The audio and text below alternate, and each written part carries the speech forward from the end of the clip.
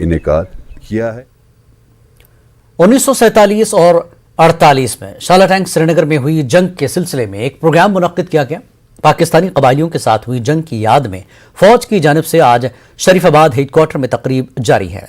इस फैसला कुन दिन रुनुमा हुए वाक़यात याद किए जा रहे हैं। 1947 और 48 में हिंदुस्तानी फौज ने शाला टैंक की जंग में श्रीनगर को पाकिस्तानी कबायलियों के कब्जे से बचा लिया गया था। शाला टैंक जंग की तारीखी दिन तक पहुंचाने के लिए आज ये प्रोग्राम मुनक्किद किया गया। इस तकरीब में फौज की 15वीं कोर के जनरल कमांडिंग अफसर DP पांडे और दीगर आला अफसरान भी मौजूद हैं। मुख्तलिफ सियासी और समाजी शख्सियात के अलावा मकामी लोग भी काफ़ी तादाद में इस तकरीब में शामिल हैं। तकरीब में शाला टैंक जंग के मुख्तलिफ वाक़यात और किरदारों की नुमाइश की गई।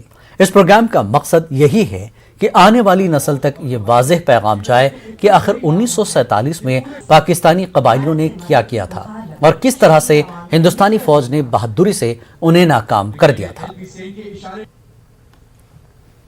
ब्रिटिश राज के समय से आजाद चली आ रही कुछ आपका ही होगा। कैसे? एक 1000 का लश्कर हाथ खड़े हैं। हम पाकिस्तानियों का जम्मू कश्मीर पर। इस प्रोग्राम में बहुत ज़्यादा अहमियत है सर।